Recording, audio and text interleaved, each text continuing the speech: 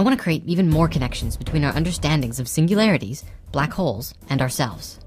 All of these ideas have been put together based on lots of research. I'm learning along with you. Your comments inspire me to learn and grow more so that we may grow together and change the world for the better.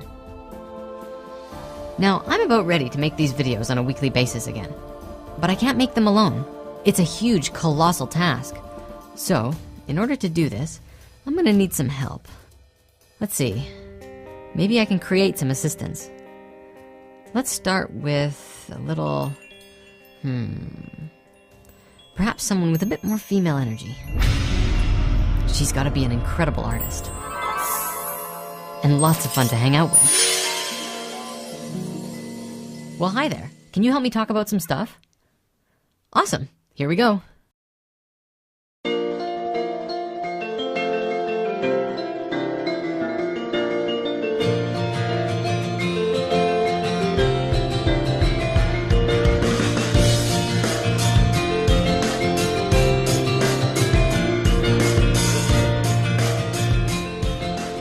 I want to talk about singularities. Why is it that we generally only think about singularities as they relate to huge things, like black holes and galaxies? From that perspective, it's so far out there that we have no way of identifying it with it personally. How does a black hole relate to me? What can we do with all the information available about them? Do we see singularities anywhere else in our reality? Perhaps as something that we can relate to on a personal level. And for that matter, what is a singularity, really?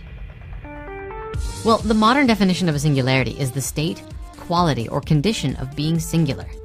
It's also known as the point at which a function takes an infinite value. Interesting. 0 and 1, all at the same time.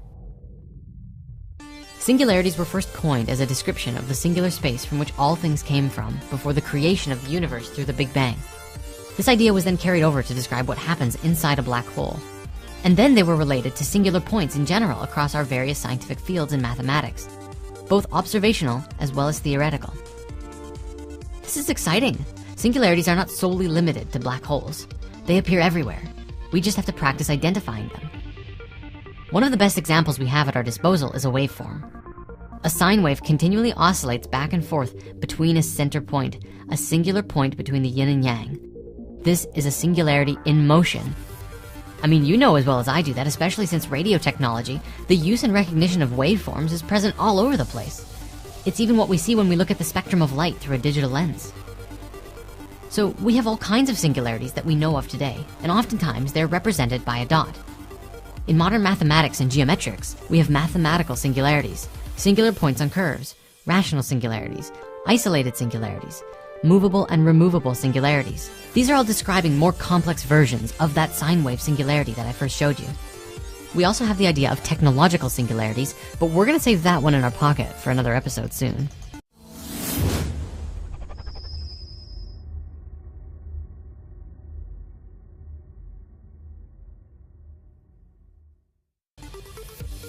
Now, one thing we cannot see is the black hole itself, given that they absorb light. Because of that, one of the ways that we have identified black holes is by looking at the results. Celestial bodies orbiting around a singular space at a very high speed, dictating that something must be having an effect on them, which has a very powerful gravity.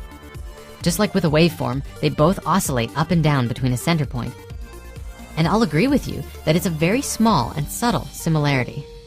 At face value, a waveform and a bunch of stuff flying around a sphere in space seem completely different. At the same time, just ask yourself, if you were to map out what this three-dimensional perspective looked like in 2 dimensions, what would it look like? Maybe something like this? And what if you mapped that out over time? Interesting. In this way, the very large harmonize with the very small, and we are exactly in the middle of that. And that's really the whole point.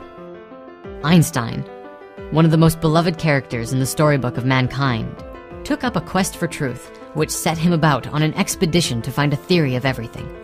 Upon opening the door to general relativity to the world, he then journeyed to find a way to unite the forces of relativity and the world of the quantum. A theory where the very big and the very small come together as one. And ever since then, that's what's been up. Scientists everywhere have been striving to do this. But the problem was that general relativity and quantum mechanics appear to be two completely different things from each other, completely contradictory in every way. And that's another trick. We just don't know how they come together, but we do know that they do. They have to. What we know scientifically about black holes is that they demonstrate the laws of both the quantum world and general relativity simultaneously, and it is baffling to us. In order to fit these two theories together, we have to know the structure of the vacuum. By knowing the structure, the geometry of the vacuum of space, we could superimpose it on both of our scientific models, the quantum and the relative. We would certainly see where these models would break, but we would also see where they come together. We would develop new models based on our new understandings and use it to create the most amazing world to live in. I mean, that might even be the secret to a universal flow of free energy, or even flying cars. So yeah, let's talk about that. We'll see you next Monday.